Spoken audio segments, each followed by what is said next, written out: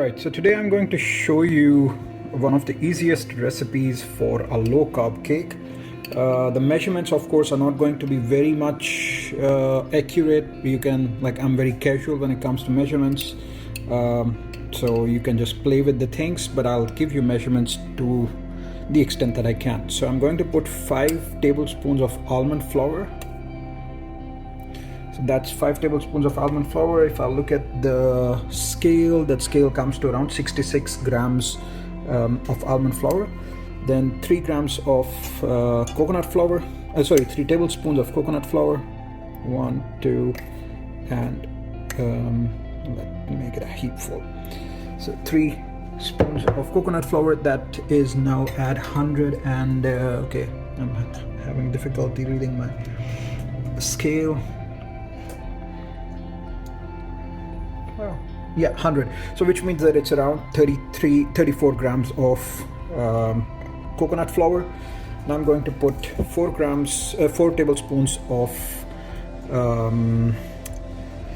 what do you call it? This is erythritol, which I've ground myself in just a home ground, a bit in a grinder, and that's the easiest way and the cheapest way to get this. So that's around 4 tablespoons of ground erythritol. And now that's my dry ingredients. I just need to pass these through sieve, but the only thing is that the sieve is not very fine, so as a result there will be some granular almond flour left in the end, which I will just play with. So now let me do this and I'll come back to you.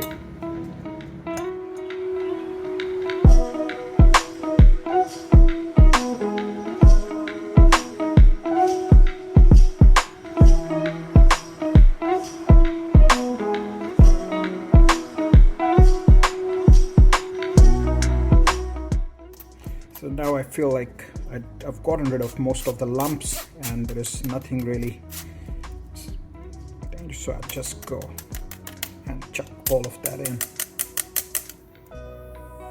That's my dry ingredients. I don't need anything else.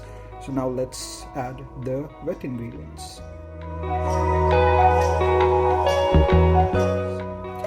For the wet ingredients, the first thing I'm gonna need is 3 eggs. I'm using some free-range eggs, but of course you can use whatever eggs you'd like.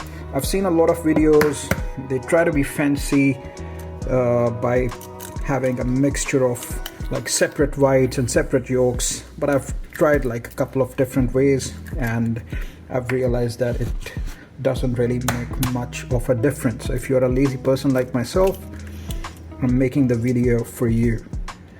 What is the easiest way to do something that people make unnecessarily complicated? That's 3 eggs, both whites and yolks combined.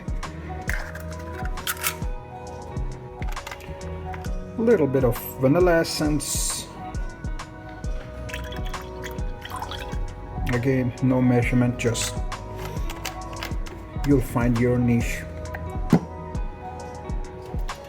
So normally I use this recipe to make an orange cake, and for that I use orange juice. I will have a separate video for that one, but today and that's basically what gives the wetness to my batter. But now to create that wetness without orange cake, I'm gonna use 3 tablespoons of cream mixed with just water. So I could use milk as well, but I'm trying to avoid getting that sugar from milk, and that comes to around 105 to 110 ml of liquid. This is something that you can for flavor. My plan is to now use lemon as well. I'll try it and tell you how it goes, but for this one I'm gonna just use 3 tablespoons of cream plus the remainder of water to get it to around 120 ml. That's basically most of my oops, yeah, I was meant to do it here. That's what I've done. So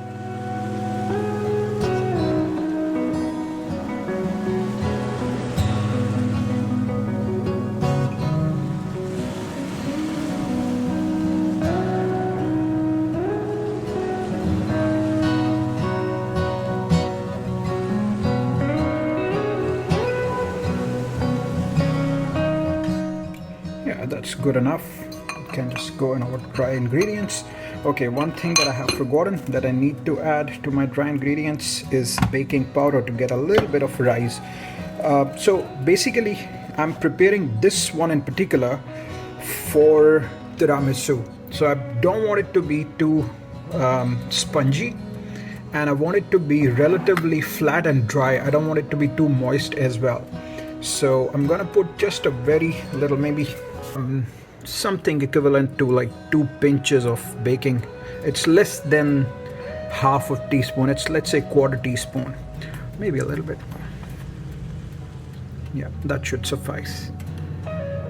I should have added this at this beginning so that it would mix well as well. But nevertheless, let's hope that when we mix it with the wet ingredients, that'll do the job. And about 1/4 teaspoon of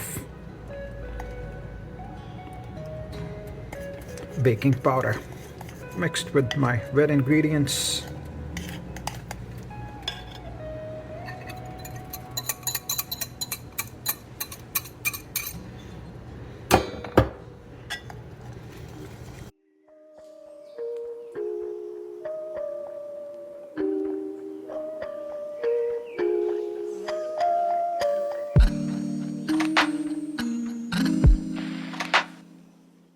Mix it well to get rid of any lumps. Basically, that's the point. And you'll realize that the coconut flour, because it's very dry, it will start soaking the liquids very quickly, and very soon you will have a relatively smooth batter.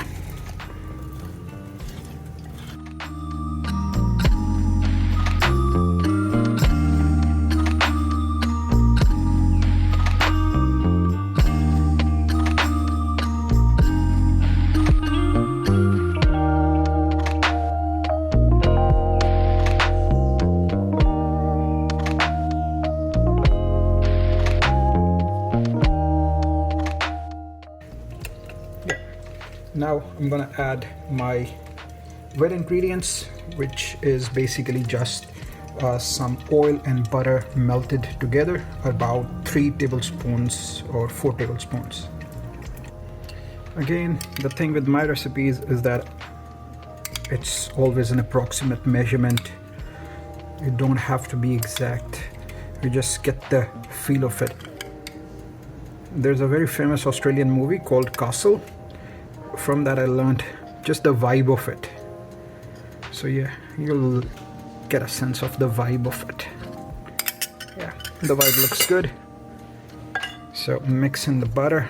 That will also toughen up your batter. First it will become a bit loose, but once the butter and coconut oil start cooling down, it will start getting a little bit harder.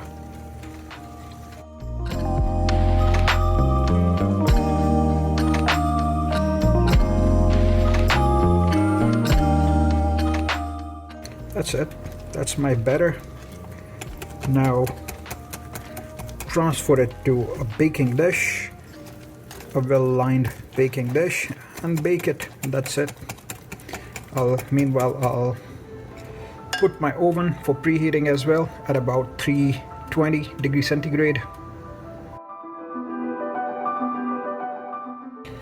Ordinarily, I use this smaller dish when I'm making my orange cake, and with the same quantity that I've just shown you guys, when I use the smaller dish, which is 13 into 23, I get a cake that is of this thickness. This is around 1.5 inch thick, and you can see that it's very spongy, and it gets this beautiful orange zest, orange clay flavor, and you can see the orange zest in the cake as well.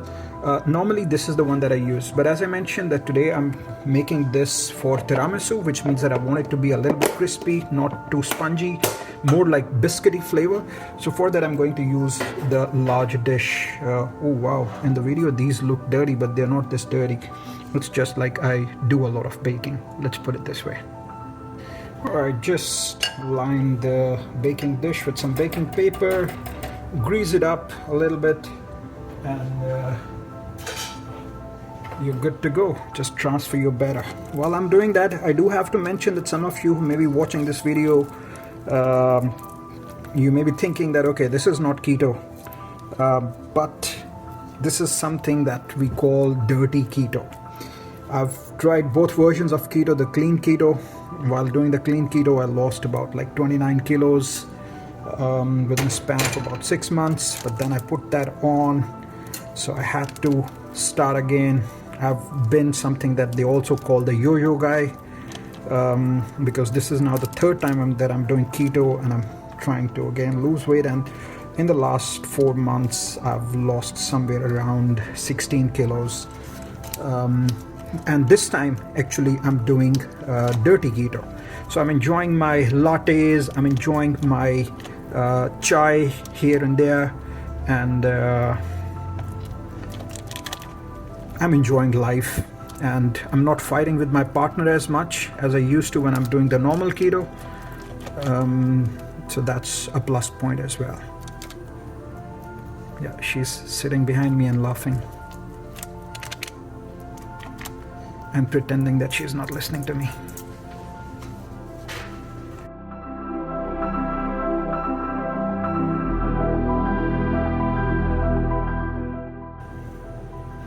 Yeah, so meanwhile, you have an opportunity to like and subscribe the channel for more videos, more ideas. I will keep posting more ideas for dirty keto. Remember, that's the key. To make it fun, to have a little bit more enjoyment while also losing weight.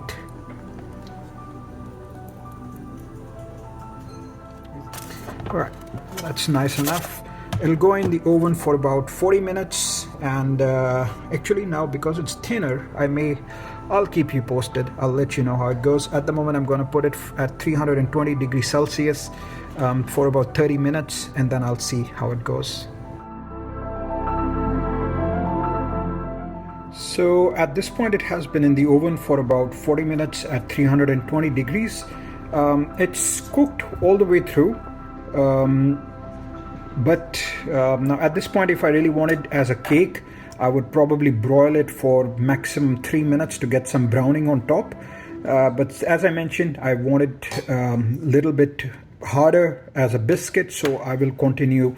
I will keep it there for another 20 or 25 so minutes. But now it's starting to brown on the bottom, which is really nice, and I cook it at a low heat just so that it cooks all the way through and keeps the moisture, doesn't become too dry. But now if I wanted, I would increase the heat a little bit as well.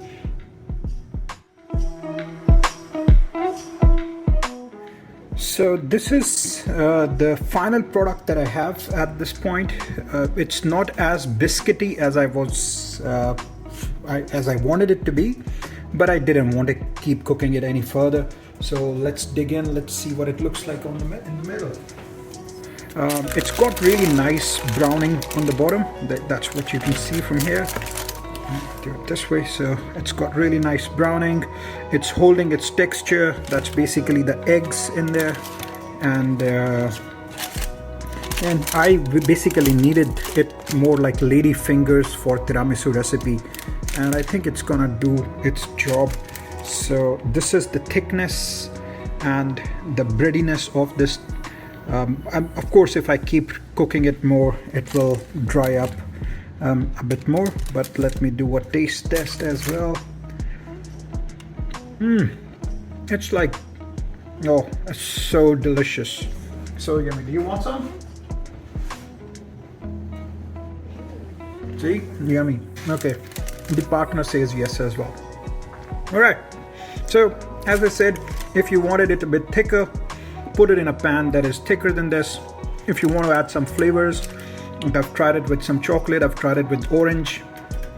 Have a look at the links down below to see my orange recipe, and that's basically all you need for a low carb keto cake.